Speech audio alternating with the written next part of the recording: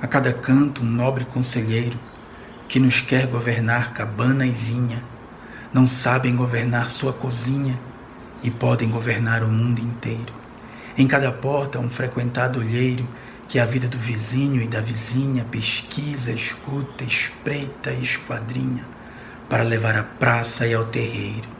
Muitos mulatos desavergonhados, trazidos pelos pés os homens nobres, posta nas palmas toda a picardia, estupendas usuras nos mercados, todos os que não furtam muito pobres, eis aqui a cidade da Bahia. Olá pessoal, tudo bem com vocês? Vamos aqui continuando então a nossa semana de aulas, vamos entrando no Barroco, no Brasil.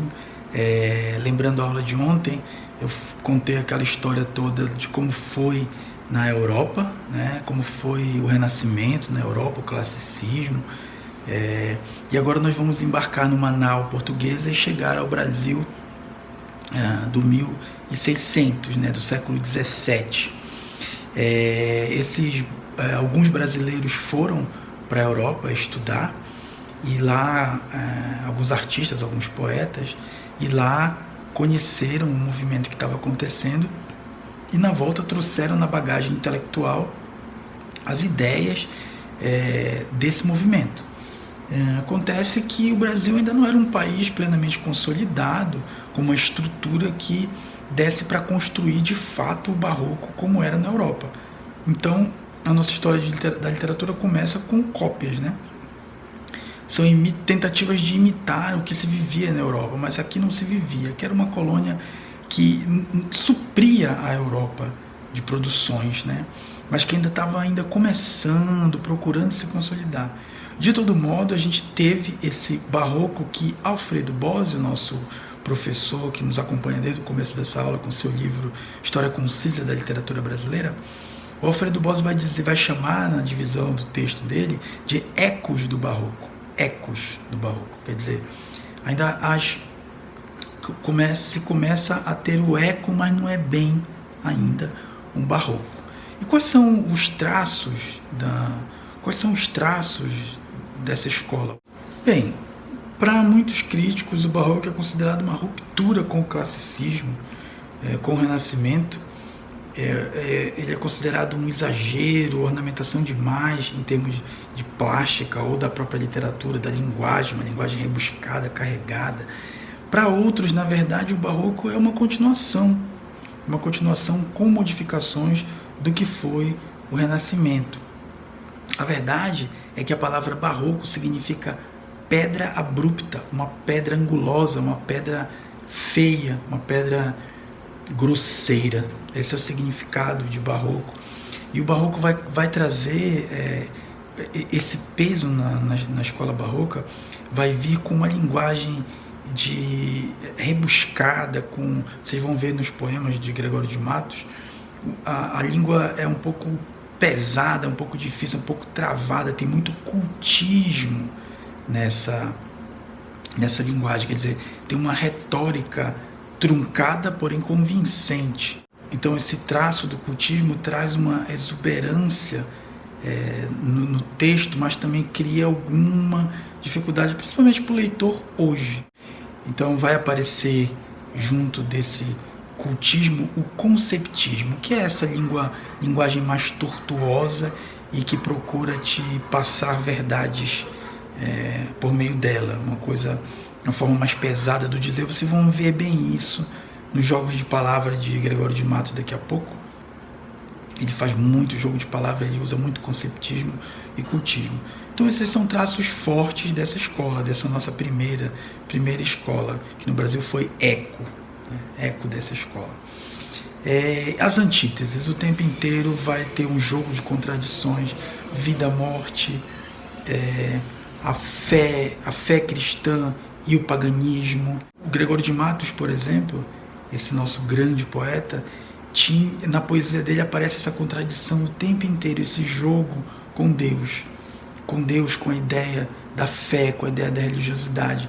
Ele faz uma poesia que ao mesmo tempo é muito erótica e ao mesmo tempo é também religiosa, é satírica e ao mesmo tempo é lírica e amorosa. ele joga, ele era um grande boêmio, então nos poemas dele dá para perceber como durante o dia ele pedia perdão, ele pedia desculpas e ele tentava, os barrocos, né, tentavam se redimir, diante do eterno. De noite caíam na esbórnia, caíam na perdição, nas orgias, e novamente pediam perdão no outro dia. Então esse jogo, esse jogo de bem contra o mal, de se sentir culpado e pedir perdão, é um jogo muito frequente no barroco e na poesia de Gregório de Matos. Isso vai acontecer frequentemente. Uma poesia formidável, impressionante em todos os sentidos, e que a gente vai conhecer um pouco mais a partir de agora. Vamos a Gregório de Matos Guerra, sem mais delongas. Triste Bahia, ó quão dessemelhante estás e estou do nosso antigo estado. Pobre te vejo a ti, tu a mim empenhado, rica te vejo eu já, tu a mim abundante. A ti trocou-te a máquina mercante, que em tua larga barra tem entrado. A mim foi me trocando e tem trocado tanto negócio e tanto negociante. Deste em dar tanto açúcar excelente pelas drogas inúteis que abelhudas simples aceitas do sagaz brichote. Oh, se quisera Deus que de repente um dia amanheceras tão sisuda que fora de algodão o teu capote. Nasce o sol e não dura mais que o dia. Depois da luz se segue a noite escura. Em tristes sombras morre a formosura, em contínuas tristezas a alegria. Porém, se acaba o sol, por que nascia? Se formosa a luz é, por que não dura? Como a beleza assim se transfigura, como o gosto da pena assim se fia. Mas no sol e na luz falte a firmeza, na formosura não se dê constância e na alegria sinta-se tristeza. Começa o mundo, enfim, pela ignorância, e tem qualquer dos bens por natureza, a firmeza somente na inconstância. Filho de um português e de uma baiana, Gregório de Matos nasceu em Salvador em 1633. Estudou no Colégio da Companhia de Jesus e depois viajou para Portugal, onde se doutorou em Direito em 1661 e ingressou na magistratura. De volta ao Brasil, casou-se, passou a advogar, mas cultivou sempre uma vida boêmia e libertina, que o fez conhecer pelo avesso as grandezas e misérias da Bahia colonial.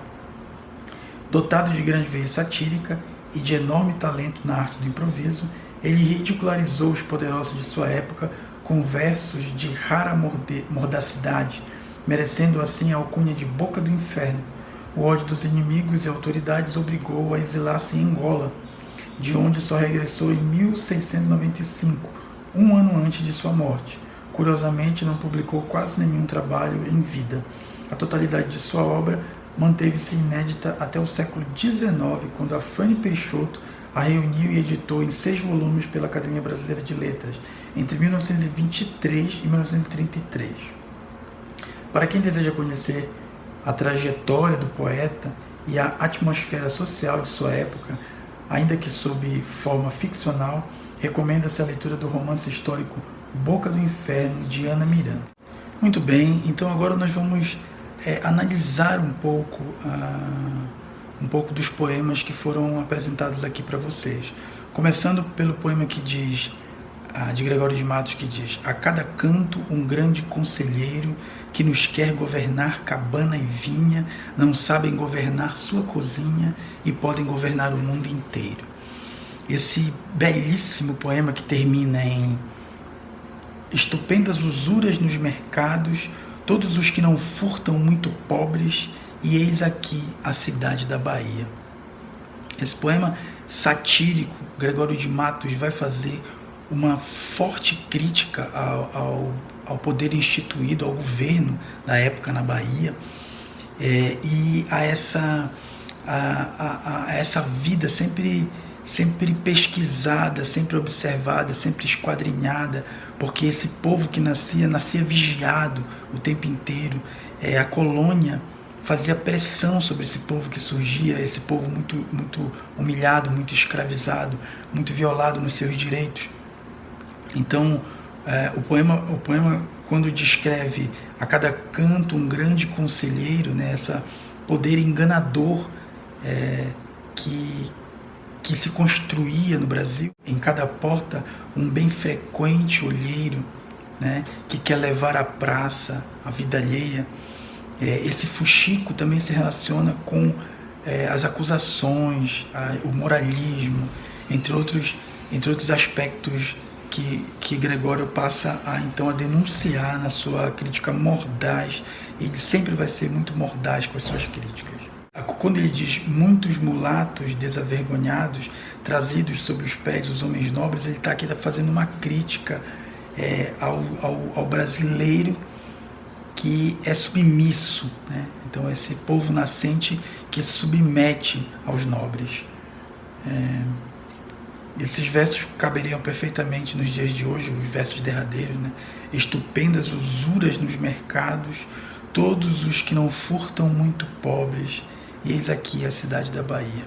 Quer dizer, um poema escrito no século XVII, mas que hoje, em pleno século XXI, faz todo e completo sentido, mesmo que se não tivéssemos trazido nenhum tipo de explicação ao poema. Essa é a verdadeira poesia, aquela que se mantém atual através dos séculos, que faz sentido através dos séculos. A poesia de Gregório de Matos é assim. No outro poema, que inicia: triste Bahia, ó quão dessemelhante estás e estou do nosso antigo estado. Nesse belíssimo poema, Gregório de Matos vai se antecipar a Karl Marx em séculos, porque ele vai começar aqui a apontar o que o Marx diria mais tarde no Capital. Ele vai começar aqui a apontar as grandes contradições do capitalismo, como o mercado oprime o ser humano. Na primeira estrofe ele faz um jogo entre a decadência da cidade e a decadência dele próprio. Triste Bahia, ó quão dessemelhante estás e estou do nosso antigo estado. Pobre te vejo a ti, tu a mim empenhado. Rica te vejo eu já, tu a mim abundante. A ti trocou-te a máquina mercante. Olha só a ideia do comércio, né, das navegações que vinham aqui explorar e levar, né? Que em tua larga barra tem entrado. Então, as naus que entravam pela larga barra da Bahia. A mim foi me trocando e tem trocado tanto negócio e tanto negociante. Então, de novo na segunda estrofe, ele vai falar dessa degradação dele e da cidade. Se o país, a cidade da Bahia, tem sido invadida pela barra e de lá se leva todas as riquezas e fica dilapidada, ele também assim se sente, né? Com o comércio, ele na vida tentando negociar, né?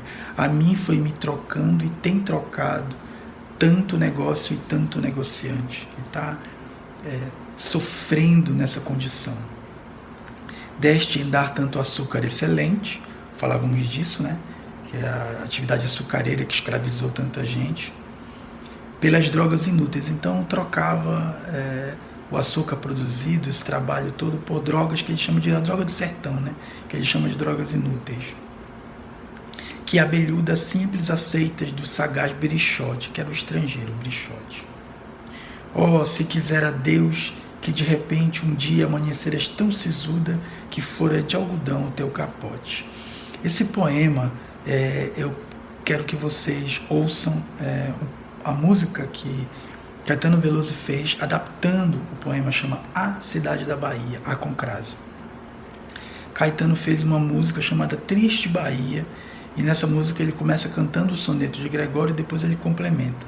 Essa é uma tarefa para vocês, vou colocar bem aqui, o nome da música e o nome do compositor, Caetano Veloso. Escutem no YouTube, fácil, muito simples, só ir lá no YouTube e digitar isso aí que vai aparecer, tá bom? Bom, em relação ao terceiro e último poema que eu apresentei para vocês, de Gregório de Matos, A Inconstância dos Bens do Mundo, esse poema formidável, cheio de canção, cheio de lira, né? Esse poema ele vai mostrar para a gente muito fortemente os traços do barroco na poesia do nosso grande Gregório de Matos, nosso primeiro grandioso poeta. Quando diz: nasce o sol e não dura mais que um dia, depois da luz se segue a noite escura. Então aí um forte traço do barroco é a antítese, né? Então o sol e a escuridão, a noite e o dia, a tristeza e a alegria. Em tristes sombras morre a formosura, em contínuas tristezas as alegrias. O traço do barroco, as antíteses, né? A culpa e o perdão.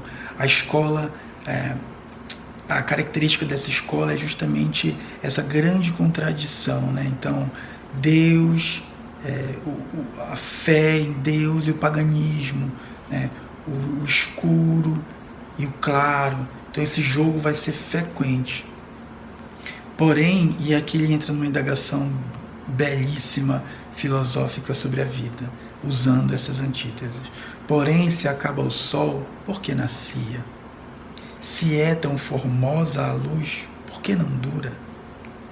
Como a beleza assim se transfigura, como o gosto da pena assim se fia.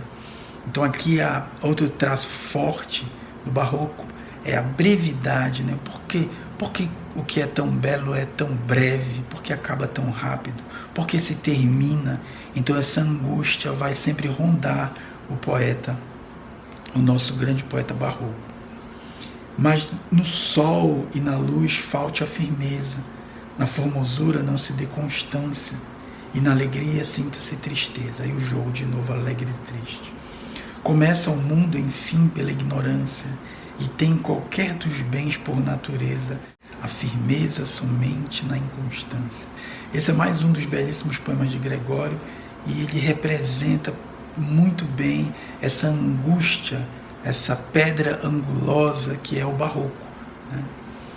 Esse movimento, esse primeiro movimento da nossa literatura, que vai surgir vindo transportado de Europa e que a gente vai chamar então de ecos de barroco, como falei no começo dessa aula, porque de fato não era exatamente o barroco europeu, né? Não tinha ainda uma sociedade consolidada para se ter algo do tipo, mas era uma cópia, e no meio dessa transposição, no meio dessa cópia, dessa imitação, acaba aparecendo alguns gênios, como poucos mais gênios, como Gregório de Matos Guerra, o Boca do Inferno.